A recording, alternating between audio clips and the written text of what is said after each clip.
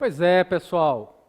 O nosso assunto agora é prova. Vamos falar sobre prova, sobre teoria geral da prova, vamos falar sobre provas em espécie. Então, um assunto também muito relevante para a sua aprovação no concurso de delegada ou delegado de Polícia Civil do Mato Grosso do Sul. Vamos começar por teoria geral da prova, vendo os conceitos de prova. Vamos para a tela. Bom, o primeiro conceito de prova é trazido por Gustavo Henrique Badaró. Para ele, prova é o meio pelo qual o juiz chega à verdade, convencendo-se da ocorrência ou inocorrência dos fatos juridicamente relevantes para o julgamento do processo. Então, segundo Gustavo Henrique Badaró, prova é o meio pelo qual o juiz vai conhecer dos fatos para poder julgá-los. Então, a prova vai trazer a veracidade dos fatos para que o juiz possa conhecer esses fatos por meio da prova e assim dizer o direito no caso concreto. E complementarmente, eu trago um outro conceito, um conceito que decorre da junção que eu faço dos ensinamentos de Auri Lopes Júnior e Eugênio Pacelli. Vamos para a tela. Prova é o meio através do qual se fará a reconstrução aproximativa do fato histórico passado investigado, buscando a maior coincidência possível com a realidade histórica, ou seja, com a verdade dos fatos, tal como efetivamente ocorridos no espaço e no tempo. Então, segundo Auri Lopes Júnior e Pacelli, por meio das provas será feita a reconstrução do fato criminoso da forma mais aproximada possível com a realidade, para que o juiz possa, então, conhecer dos fatos e julgar esses fatos no caso concreto. Tá? Agora, o Gustavo Henrique Badaró, ele traz para nós outros conceitos que são igualmente relevantes e que costumam ser cobrados nas provas para delegado de polícia. Começando com o conceito de atividade probatória. Vamos lá. O que é atividade probatória para Gustavo Henrique Badaró?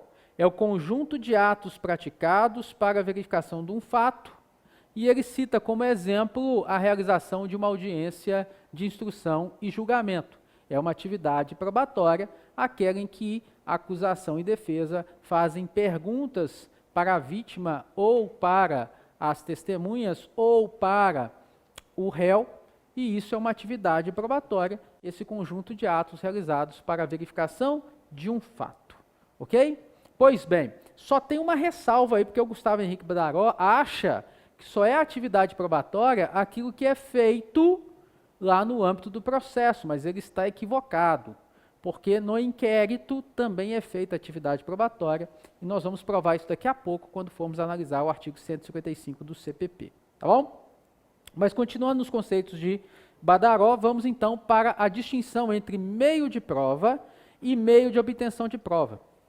Meio de prova e meio de obtenção de prova, eles são instrumentos para se coletar algo relevante, útil para o processo e para a decisão. Então, neste aspecto, o meio de prova e o meio de obtenção de prova, eles visam o quê? Eles visam trazer algo de útil, algo de relevante para o processo, para que o juiz possa julgar a causa. Qual a diferença, então, professor Campidelli, entre meio de prova e meio de obtenção de prova? A diferença é que no meio de prova, em regra, eu não preciso de autorização judicial. Já no meio de obtenção de prova, em regra, eu preciso de autorização judicial. Então, no meio de obtenção de prova, há a chamada cláusula de reserva de jurisdição. Então, para fazer, por exemplo, uma interceptação telefônica, eu preciso de autorização judicial. Então, a interceptação telefônica é um meio de obtenção de prova. Para ouvir uma testemunha, eu não preciso de autorização judicial. Então, a oitiva de uma testemunha é um meio de prova. Então, essa é a distinção. Meio de prova, em regra, não preciso de autorização judicial. Meio de obtenção de prova, em regra, preciso de autorização judicial, porque é a chamada cláusula de reserva de jurisdição. Tá bom? Então, eu coloco alguns exemplos aí na sua tela. busca e apreensão, infiltração policial, quebra de sigilo bancário e fiscal, interceptação telefônica. Então, em regra, eu preciso de autorização judicial, então são meios de obtenção de prova. Por que eu falo em regra? Porque, por exemplo, a busca e apreensão é um meio de obtenção de prova, porque, em regra, eu preciso de autorização judicial. Mas eu tenho duas hipóteses em que eu posso fazer busca sem autorização judicial. Então, embora haja uma regra, eu tenho exceções. Por exemplo, em caso de flagrante delito, ou se houver autorização do responsável pelo local. Por isso eu uso a expressão em regra. Bacana? Agora, uma outra distinção importante que Badaró traz para nós. Vamos para a tela. Fonte de prova e elemento de prova. Fonte de prova é tudo aquilo que é idôneo a fornecer resultado apreciável para a decisão do juiz. Exemplo, uma pessoa, um documento ou uma coisa. São fonte de prova. Já o elemento de prova é o dado extraído da fonte de prova. Então, aquilo que a testemunha disse é o elemento de prova. Aquilo que está escrito no documento, que eu vou ler e interpretar, é o elemento de prova. Aquelas marcas deixadas na coisa são elementos de prova. Analisado aqui é um elemento de prova.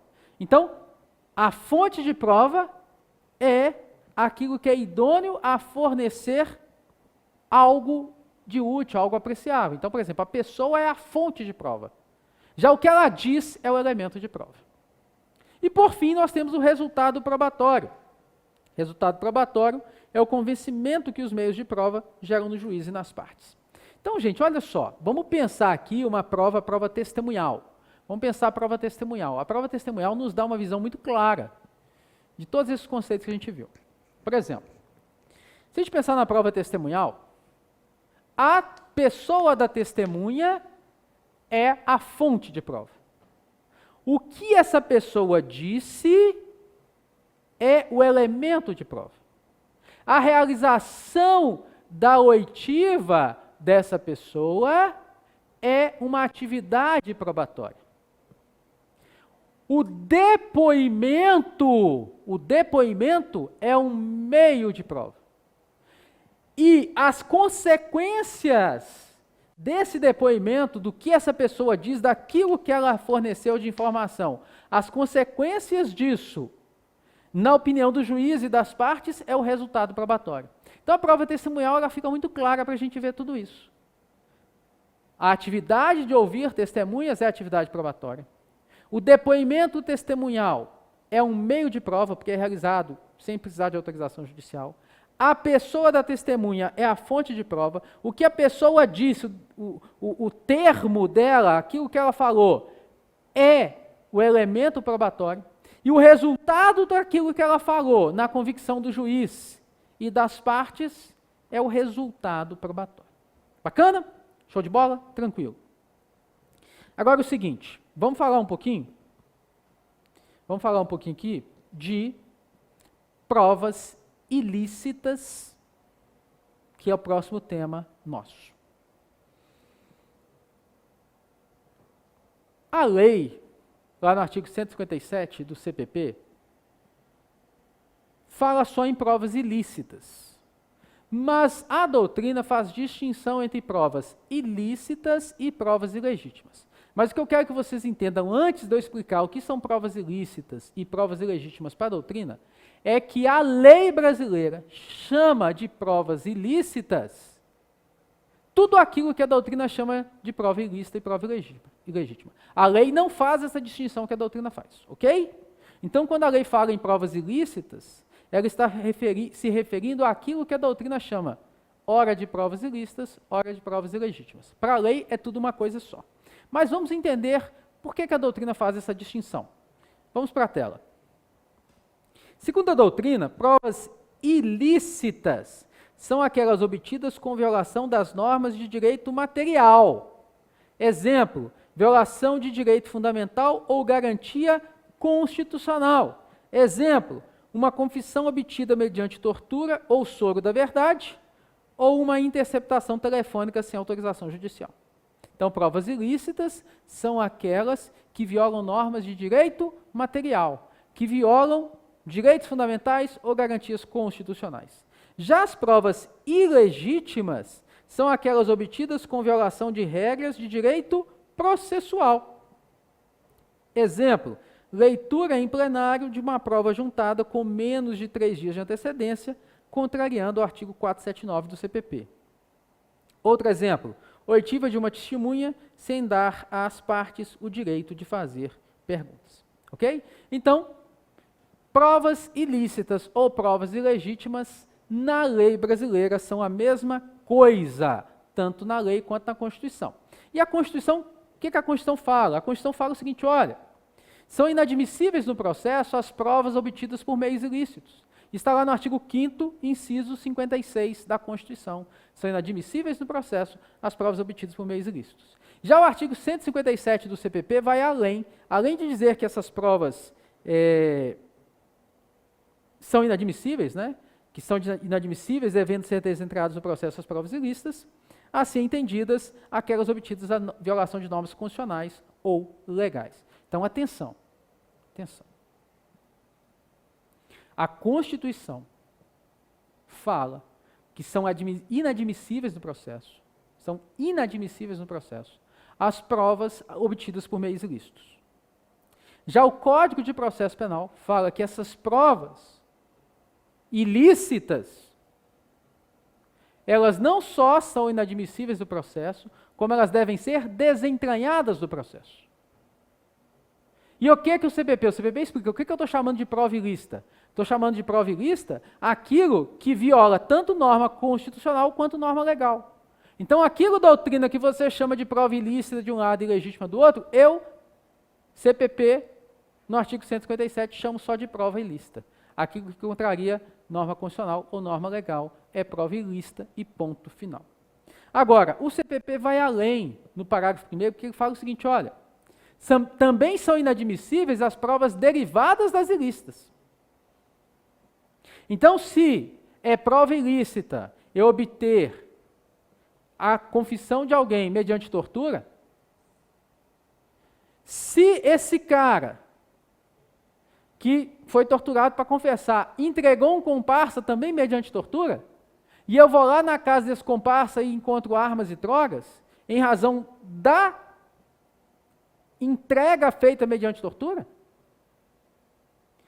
essa apreensão de armas e drogas, essa prisão do comparsa, também será uma prova ilícita, porque derivou de uma confissão em que o sujeito foi torturado. Então, presta atenção.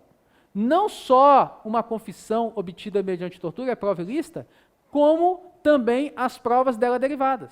Então, não adianta nada você torturar alguém para que a pessoa confesse e entregue os seus comparsas, porque essa confissão é ilícita e aquelas informações que ensejaram a prisão do comparsa, a apreensão de armas e de drogas, serão também essas informações provas ilícitas por derivação, e nenhuma delas será válida e todas elas deverão ser desentranhadas do processo. Mas o CPP faz ressalvas, vamos para a tela. Embora o CPP fale que são também inadmissíveis as provas derivadas das ilícitas, faz uma ressalva. Qual é a ressalva? Quando não evidenciado nexo de causalidade entre umas e outras, ou quando as derivadas puderem ser obtidas por uma fonte independente das primeiras. Teoria dos frutos da árvore envenenada. Então, olha só, primeira parte aí do 157, parágrafo 1º, né? Quando não houver nexo de causalidade entre umas e outras. Olha, se não há nexo de causalidade, não há derivação, né, legislador? Se não há nexo de causalidade, se enquanto eu estou torturando o cara aqui para confessar, outra equipe lá na rua, sem saber de nada do que está sendo feito aqui, sem receber nenhuma informação daqui, mas fazendo diligências na rua, acaba descobrindo o comparsa desse sujeito com armas e drogas em casa e faz a prisão dele em flagrante. Sem ter nenhum nexo com essa tortura aqui. É óbvio que essa prova lá vai ser válida. Por quê? Porque ela não tem nexo. Se ela não tem nexo, ela não pode ser entendida como prova derivada. Ok? Então é óbvio isso. Se não tem nexo de causalidade entre a tortura aqui para obter confissão e a prisão do comparsa lá, a prisão do comparsa lá decorre de outras diligências lícitas feitas por outra equipe que nem está sabendo aqui do interrogatório, nem está sabendo o que esse cara está fazendo, é óbvio que a outra prova ela não é ilícita porque ela não deriva da prova ilícita, porque ela não tem nexo de causalidade. Lá é outro contexto. E a segunda parte do dispositivo, quando as derivadas puderem ser obtidas por uma fonte independente. O que é isso? Vou trazer um exemplo para vocês. Tá? Caso real. A polícia, foi praticado um crime de homicídio, e a polícia prendeu um suspeito e torturou esse suspeito para confessar. O suspeito torturado confessou o crime. Prova ilícita. Só que o que acontece? Houve uma reportagem em que essa reportagem sobre esse mesmo fato, conversou com populares, lá de onde foi praticado o crime, e alguns populares disseram que realmente aquele preso é quem tinha praticado o crime. Aí o que a polícia fez? Foi lá no local e ouviu uma série de pessoas que testemunharam o crime e disseram, foi ele o autor. Então veja bem, neste caso, a confissão é prova ilícita. Mas aí a polícia, o que ela fez? Ela foi ao local e fez o que ela tem que fazer. Ouvir testemunhas, ouvir vizinhos, buscar informações, diligências de campo. E nessas diligências de campo, que são diligências de praxe da polícia, diligências normalmente executadas pela polícia, diligências que constituem uma fonte independente daquela confissão, que era a prova ilícita, nessas diligências a polícia conseguiu comprovar que realmente o preso era o autor da infração penal. Então aí eu tenho a chamada fonte independente. Aí eu tenho uma prova obtida em decorrência de diligências normais da polícia. A polícia chegaria a essa informação de todo jeito, porque ela normalmente faz essas diligências. Então, neste caso, um caso que foi julgado pelo STJ, foi entendida que era uma fonte independente, e essa prova testemunhal, ela não foi entendida como prova ilícita por derivação, porque ela decorreu de uma fonte independente, decorreu de diligências de praxe realizadas pela polícia. Ok? Então, por um lado, não se considera prova ilícita por derivação aquela que não tem nexo de causalidade com a prova ilícita anterior. Óbvio, se não tem nexo de causalidade, não é derivação.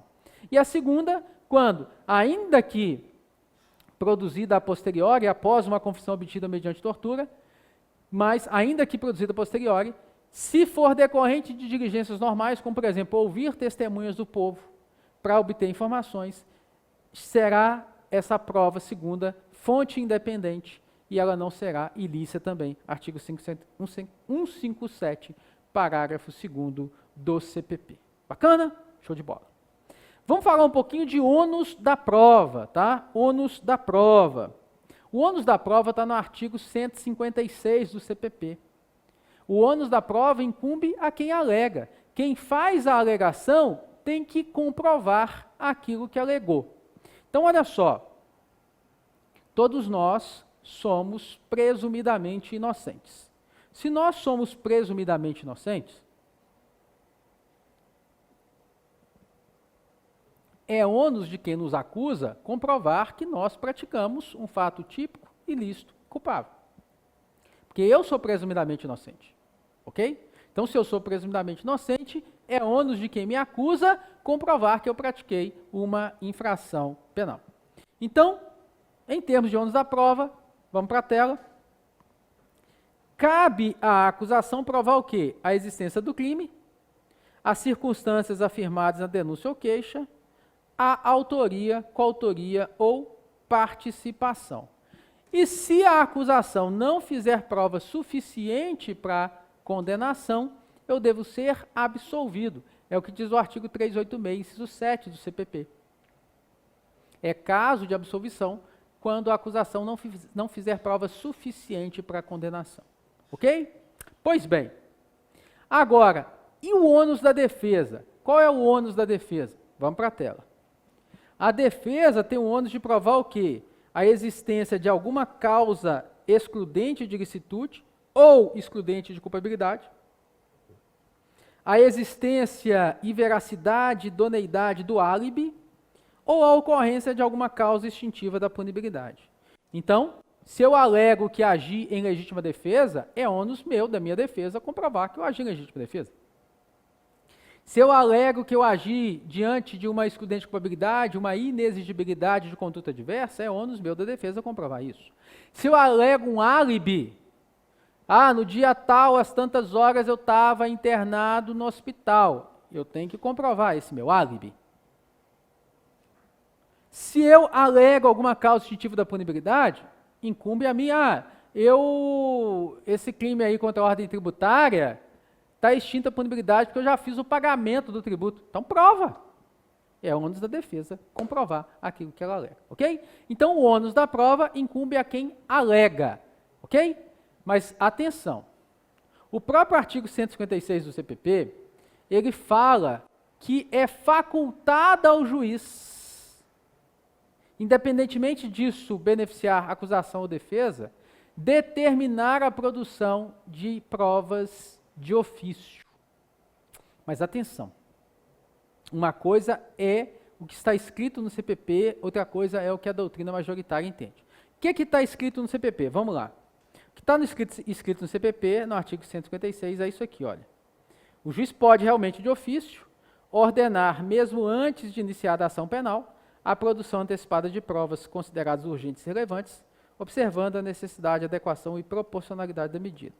2. Determinar no curso da instrução, ou antes de proferir sentença, a realização de diligências para dirimir dúvidas sobre o ponto relevante. Vem para mim. Seguinte, o que a doutrina entende? A doutrina entende que, na fase pré-processual, na fase de investigação preliminar, o juiz não deve agir de ofício.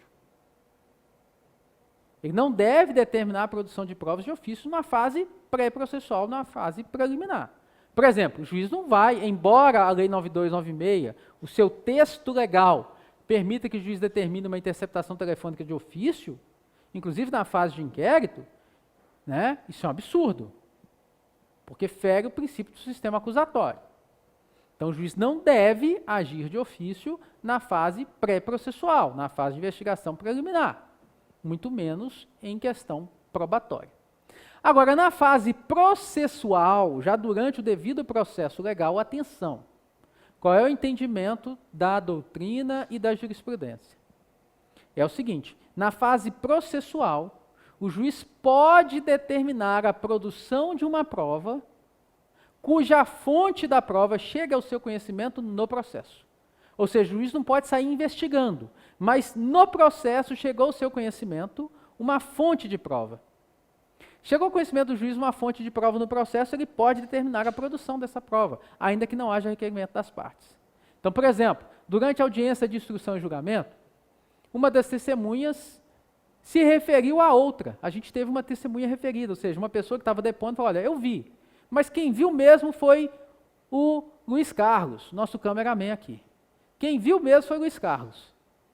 Aí o MP está lá no Instagram, vendo lá a notícia do triste falecimento da Marília Mendonça. O advogado de defesa está lá também vendo o vídeo dela, chorando. E ninguém ouviu isso, e ninguém requereu a oitiva da testemunha, Luiz Carlos. Aí o juiz de ofício fala, olha, tendo em vista, testemunha referida, para dirimir dúvidas sobre ponto relevante, determina a oitiva da testemunha Luiz Carlos de ofício.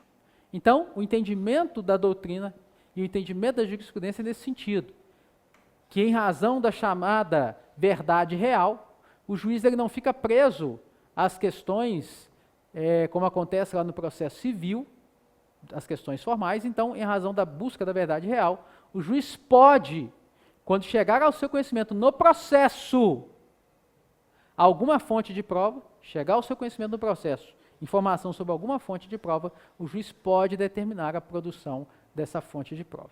Ok? Ele não pode sair investigando, mas chegou ao seu conhecimento no âmbito do processo, ele pode determinar a produção dessa fonte de prova, e um exemplo clássico é da testemunha referida, tá bom? Bom, mais uma coisa aqui, gente, uma questão importante. Sistemas de valoração das provas. Na tela, por favor. Sistemas de valoração das provas. Nós temos 3 sistemas básicos de valoração das provas.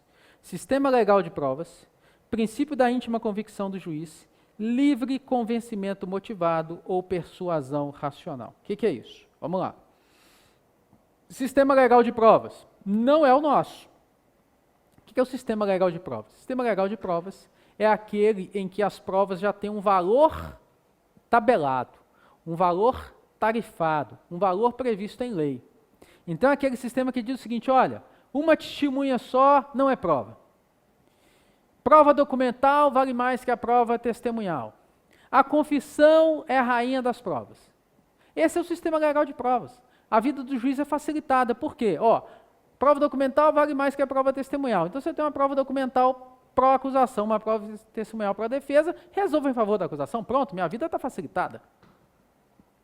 Mas esse sistema legal de provas não é o nosso. Embora ele guarde um resquício do sistema legal lá no artigo 158 do CPP.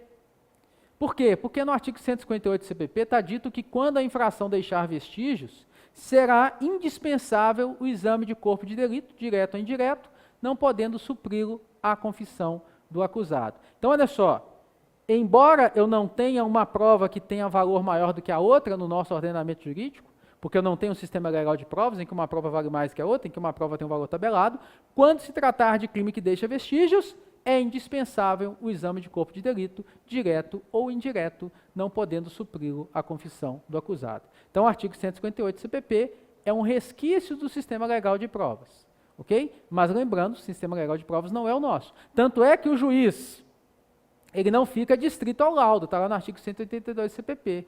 Ele pode rejeitar o laudo no todo ou em parte, mas tem que ter o exame direto ou indireto nos crimes que deixam vestígios. Essa é a regra. Bacana? O segundo sistema, que é o princípio da íntima convicção do juiz, no princípio da íntima convicção do juiz eu tenho o exato oposto do sistema legal.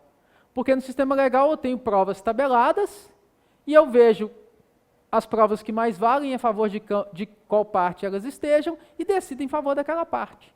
Porque as provas têm um valor, eu vejo, somados os valores, as pontuações das provas, somados esses pontos, eu dou ganho de causa para quem somou mais pontos. O sistema legal é simples assim, mas não é o nosso.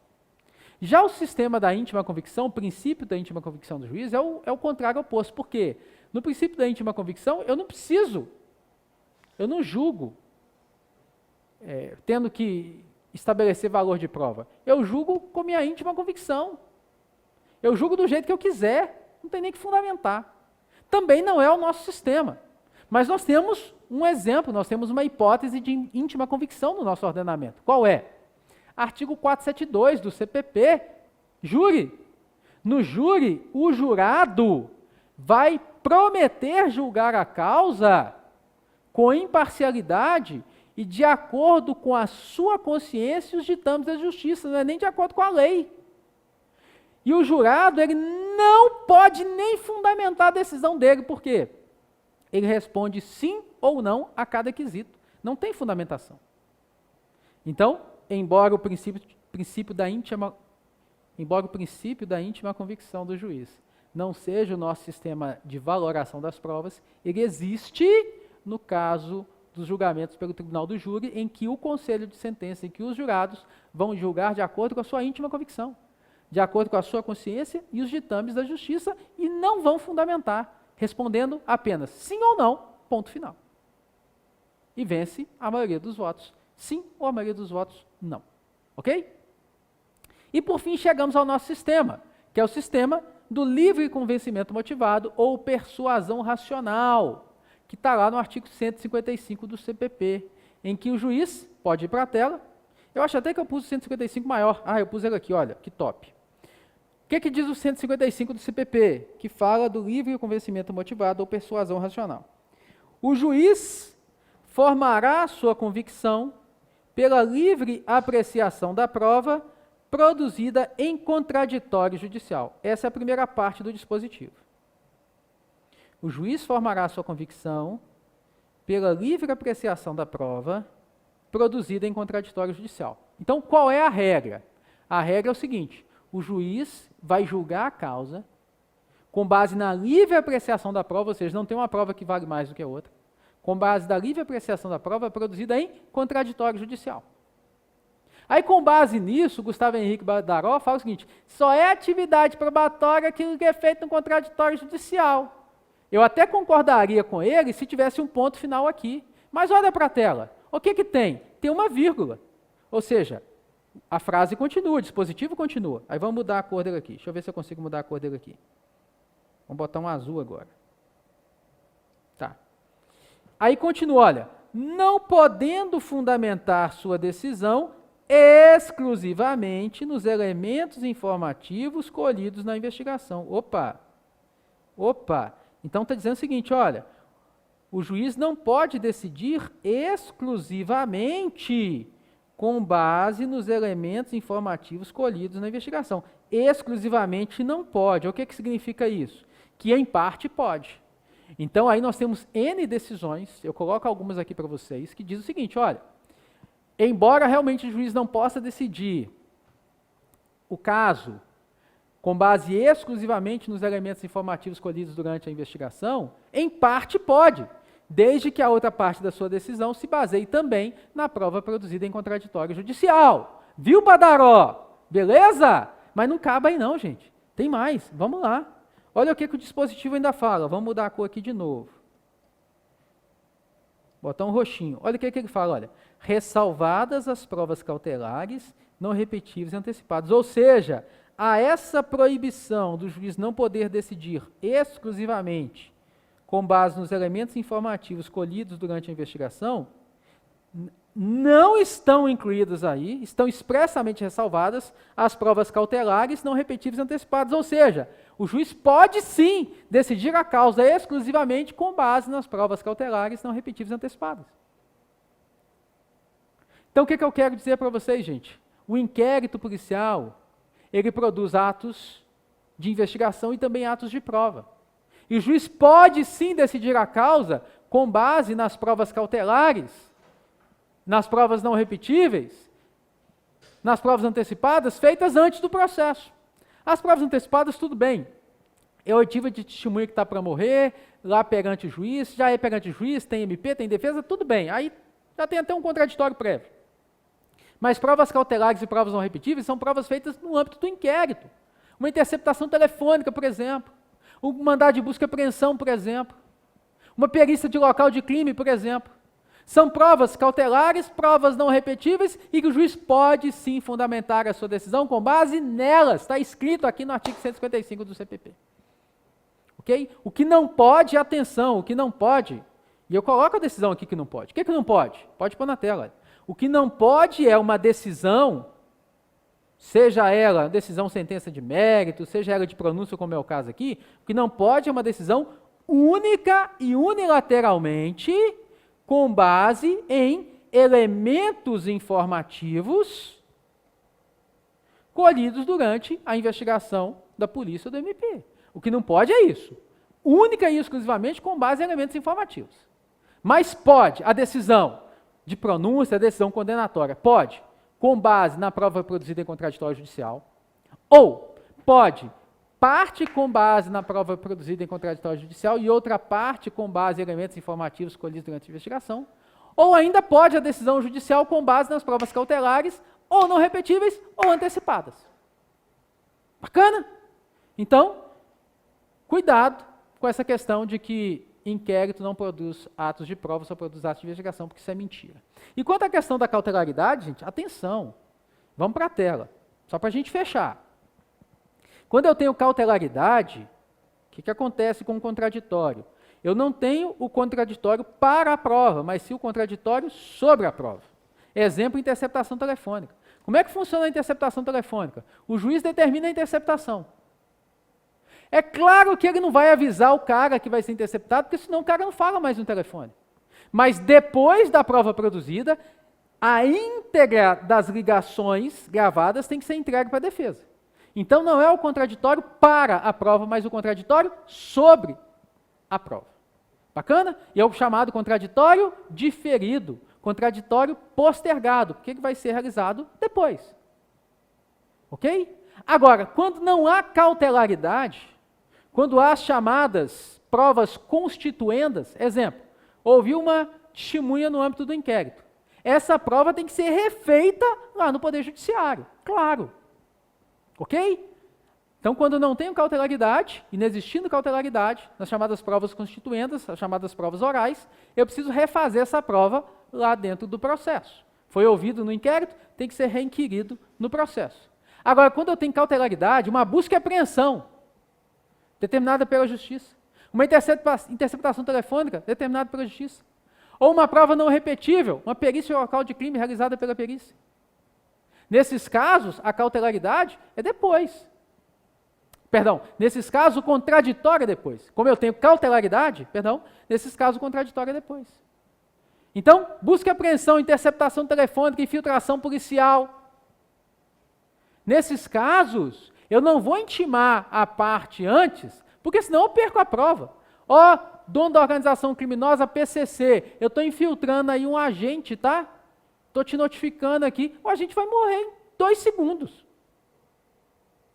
Ó, fulano de tal, estou te intimando aí que eu vou começar a interceptação do seu telefone amanhã. O cara nunca mais fala nada ao telefone.